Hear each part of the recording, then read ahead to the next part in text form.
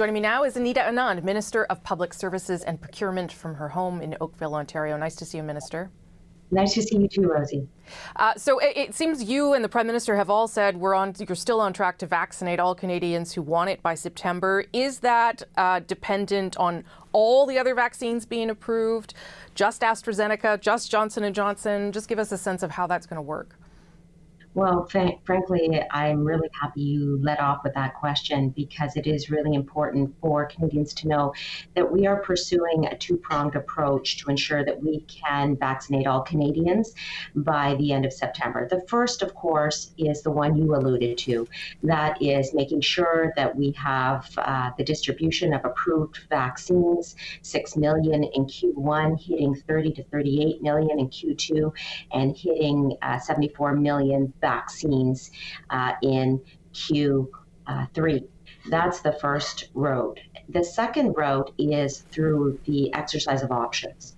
And you have seen prior to Christmas that we exercised 20 million options of Moderna.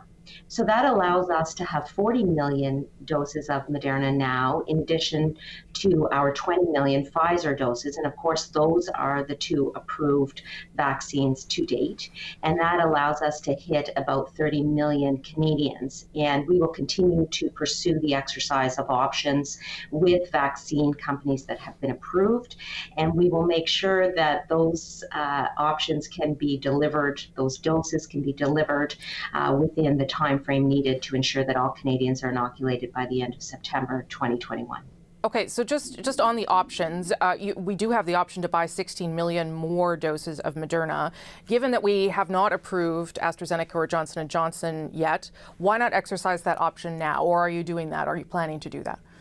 We are in continual discussions relating to the exercise of options with Moderna and Pfizer, and I will let you know as soon as we reach some conclusions on those discussions. And what is the motivating factor behind that? Is it to get whatever you can get, or is it to wait to see if there's a more practical vaccine that can be approved and more easily transported? How do you make that decision, Minister?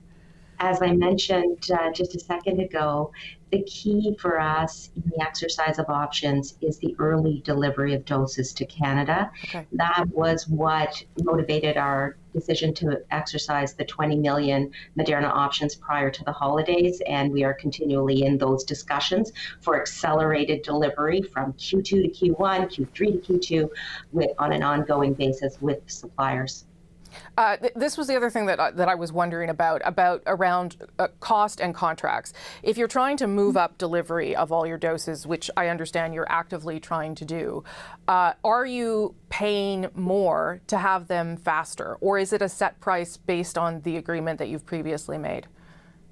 Well, let me be clear, and again, I'm glad you asked that question, is that we are leaving no stone unturned in our negotiations and have not left any stone unturned. Indeed, that is why we have been able to be one of the first countries to inoculate its citizens, one of the first countries to sign with Pfizer and Moderna to be at the front of the line with these companies and to make sure that we can start inoculations in all jurisdictions in Canada. It's been that fortitude at the bargaining table that has led us to this spot.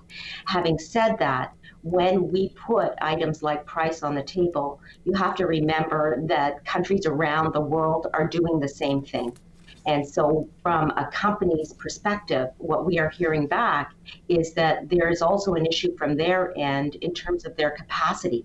What can they produce and how fast can they produce doses for all the countries that are seeking this product at the exact same time. So I look at Canada's position relative to all countries in the world and continue to say we need to accelerate our deliveries, but by the same token, there are peer countries that haven't begun vaccinating at all. Yes. Australia, for example. Just to be clear, to go back to the vaccines we have versus the vaccines we hope to have, if all we end up with is Pfizer, BioNTech, and Moderna, do we have enough to get this done by September? We will have enough. We will. Okay, good. And we will be on track, without doubt, to ensure inoculations for all Canadians who want it by the end of September, if not sooner. right? That is the goal that I'm pursuing every single day, moving up that end of September timeline so that we can see ourselves through to the other side of this pandemic as quickly as possible. Well, I'm glad you said that, because I have heard from various provincial sources that there is a possible expectation this could be done by June. Well, let me just say that the sky's the limit in terms of what I am prepared to do to get vaccines into this country. I want to say that there is a real ramp up happening right now. Of course, everyone knows, as I said, 6 million doses are expected in Q1, but we are going to ramp up considerably in Q2 with 30 to 38 million doses coming into this country. That is going to mean significant ramp up is going to be needed on the provincial and territorial side also. And we really need all hands on deck across the country to make sure that these inoculations continue apace as they should.